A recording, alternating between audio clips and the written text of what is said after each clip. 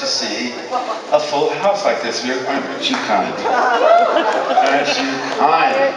I heard there was only going to be like 2 or 3 people, but apparently it worked out. Well, it's a nightmare where you know, I was trying to catch a little cat nap before this show, tonight, or, and I think I daydreamed of walking in and they were like, my relatives were there. Nobody else. Do you get a lot of people that come up to you and say that they're related to you, when you meet these fans? Not so much. I did something in Sweden a few years ago, and the press found out that my mom's relatives were. I never met so many Swedish farmers in my life. They all came to Stockholm where we were staying, but it was great. So I never traced my lineage. Then my daughter Chelsea got on the internet a few years ago, and I found out, for instance, on my father's side, my great-grandparents were from Liverpool, which makes sense because my father was in the Navy. We have the same kind of salty, down-to-earth sense of humor. But it's fun, Figuring out your lineage is fun. Until you find out it's Dad Vader. I think we do have harsh relatives. I see what he did there. See, that was a hard secret to keep. There's 2 things I'll say about Star Wars right off the bat.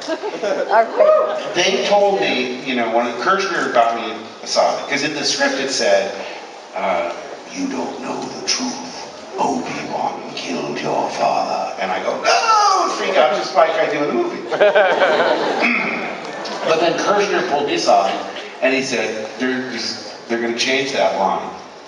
And I know what they're changing it to. George knows what they're changing it to, meaning George Lucas. And now when I tell you, you'll know. But if someone else finds out before the movie comes out, we'll be able to trace it directly to you. So that's really a heavy burden. And I said, well, what are they going to dub in? And of course they told me, I am your father. I went, oh, that's, wow. Suck of a G. What a great, it's the best, sort of shock twist in the world. So, even when we had the screening, I remember Harrison turned around and said, yeah, kid, you never told me.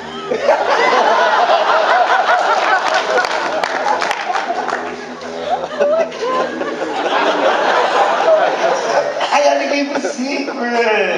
I didn't get White House clearance with that, because I was determined, unless I, talked in my sleep, to keep that a secret. And the other thing I was just reminded of today, because somebody came by the booth and they had a puppet of the snow monster from the. There you go. Yeah, I think somebody in here knows. You should know. My son gave me a Star Wars trivia quiz. I flunked it. Wait a minute. The Kessel Run, Spice Mines. What is all this minutia? Yeah, because we knew it was the one. A lot of times they didn't name these things until they wanted to make a toy out of it. We just call that the dustbin robot, the medical droid, then it's IG-88, it's this, it's that, the other. Once Kenner gets their hands on it, they say, we want to copyright it, so they come up with a name. But the thing that occurred to me was because this puppet had the arm cut off, and I do remember this. But first of all, that sequence where I'm upside down in the ice was second unit for the longest time. First unit was only on it a day or so, and then they moved on. And Robert Watts directed, Gary Kurtz directed. We made a joke that they should have a contest. You too can direct a day on the Star Wars movie. And I'm perfectly happy with second unit because the pressure is not so strong as when you're with first unit. And I loved all the second unit guys. A lot of times you work with them on action sequences with explosions and stuff, so, there's not a lot of dialogue, and it's just fun days. So, I didn't really care. Also, it's a great way to lose weight, hanging upside down all day. Because you sort of lose your natural appetite, and then you don't want to get sick in the afternoon, so you're doing like liquid at lunchtimes and so forth. But here's my point. On one of the days when I was going in, they wanted a close-up or a medium shot, like from my kneecaps to above my head of me, making a feint with the lightsaber towards the lens. And I said to them, and I made this very clear, because I'm a real animal lover. I said, this creature is not evil. He's hungry, So you should treat it like you would a grizzly bear or some animal you'd come in contact with in the jungle that wants to eat you, a lion or, whatever. But when I make this move towards the camera, so they wanted me to, look at it, do a feint towards the camera with it. I said, it's just going to be like, I'm nicking his shoulder, right? I'm searing his spur and, just giving him a little singe to scare him. Oh, yeah. That's all you're doing. Now, to be fair, I don't know whether they made the final decision the way they did it until way after they got back to, because that shot of the creature, I'm almost positive was done in Northern California. My memory serves me correctly. There was a costume, but the more articulate one that they did for close-ups was months after we went back to the States. And so the idea of me cutting his arm off completely. First of all, it's way out of character for Luke. There's nothing that I would ever do. And it's so overkill. It's more like the special effects people showing off, look what we can do. It just really just ticked me off, and it's I've never gotten over it. I'll take that to my grave. God damn it, they told me that I wanted to do and I cut the arm off. Sadistic son of a bitch. That was a dead-on impression of you from the future, by the way. Well, I'm doing lots of voiceover now. Let's see what's going on. I'm doing the regular show.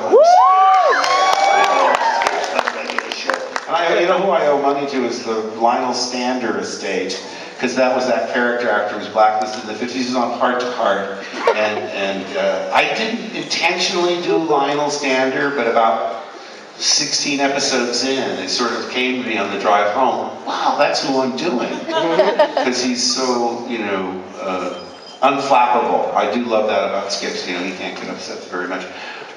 Let's see, I'm doing a new series called Motor City, which comes out, it's from Disney, it'll be out next year. Once again, typed as the villain. I don't know why. And,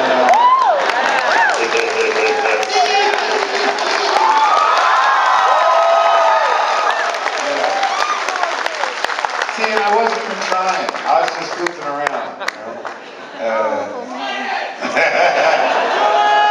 Yes, you like the joke I do. Well, we come your way Tuesday when Arkham City drops.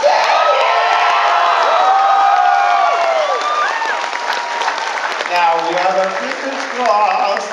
It got sort of out in the press. I said, this is going to be my last one. No! But no, listen, here's where that came from, really, was when we did Arkham Asylum.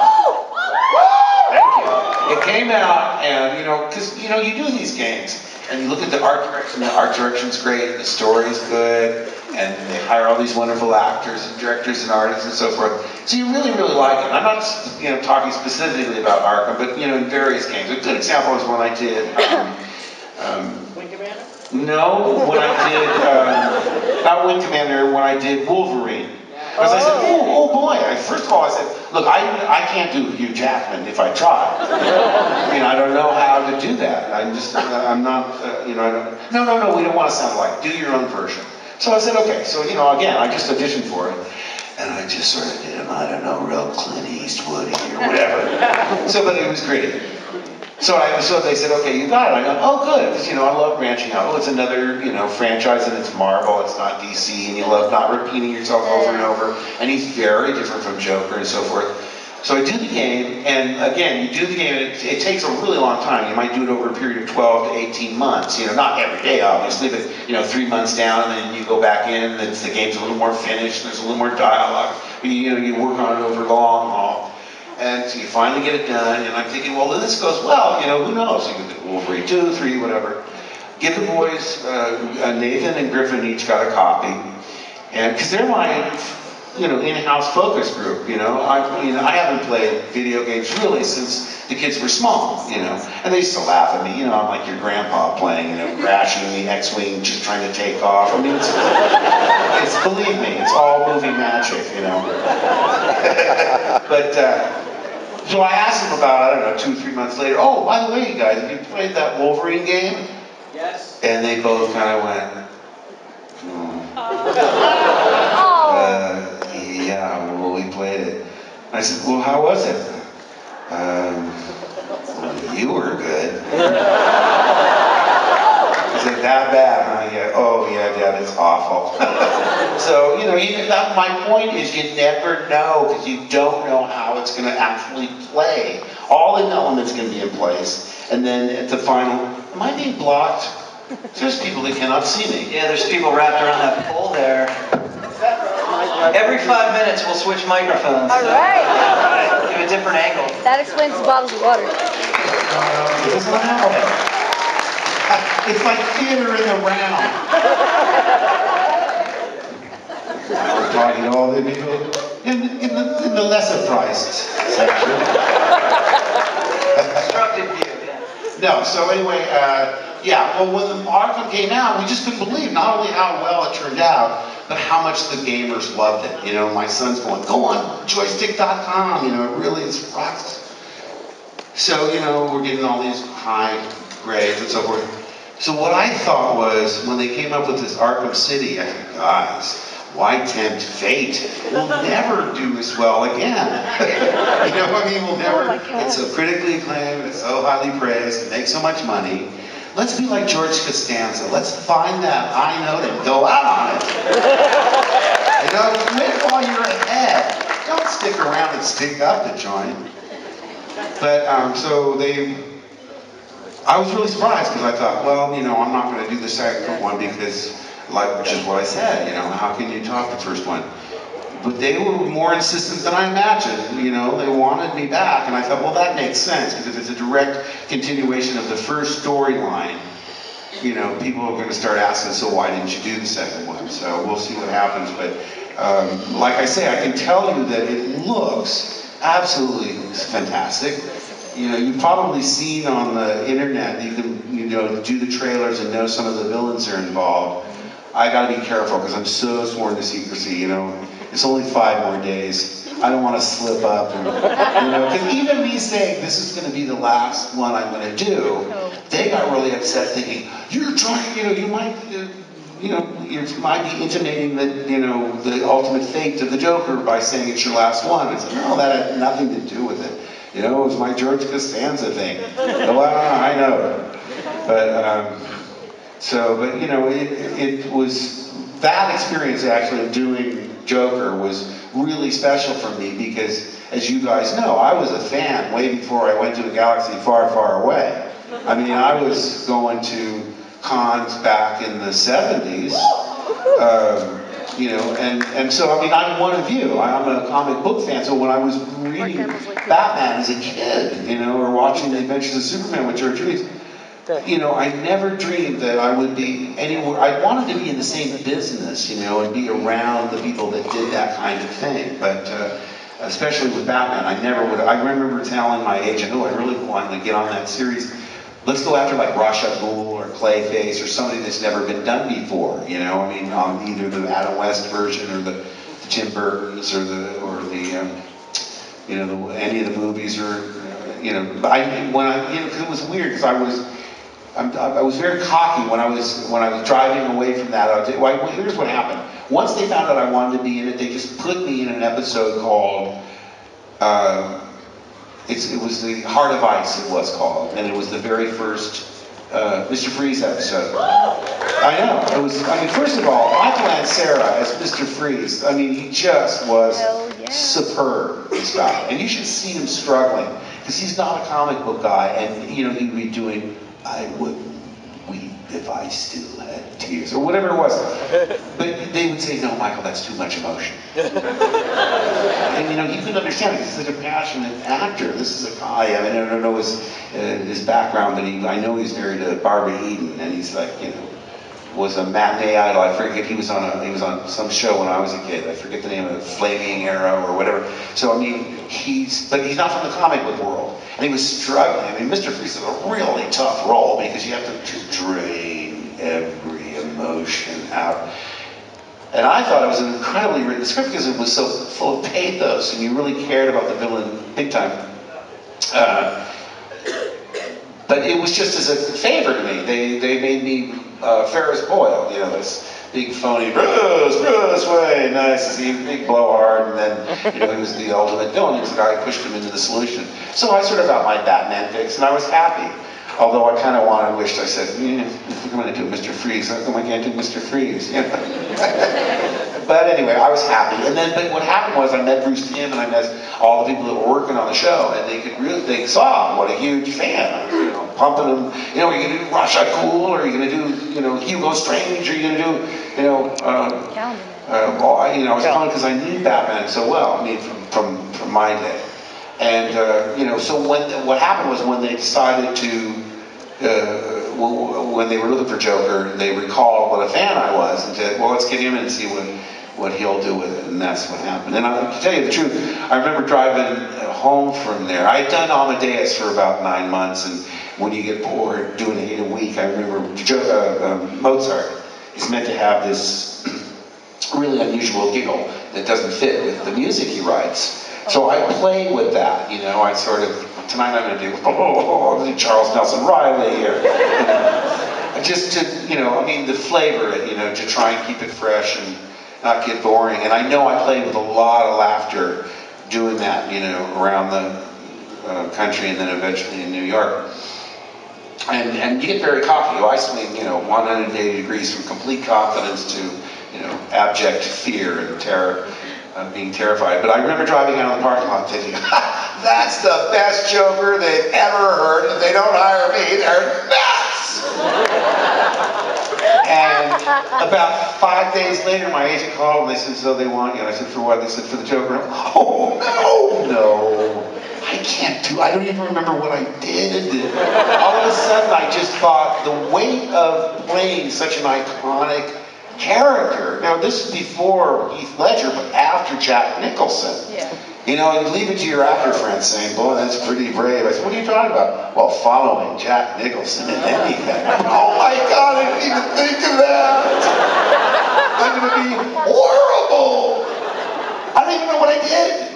I can't do this. Get me out of this. Because there's no way you're going to be able to please the fans. I hear them a certain way, and if it's not the way I want them, I'm going to say that I don't like that.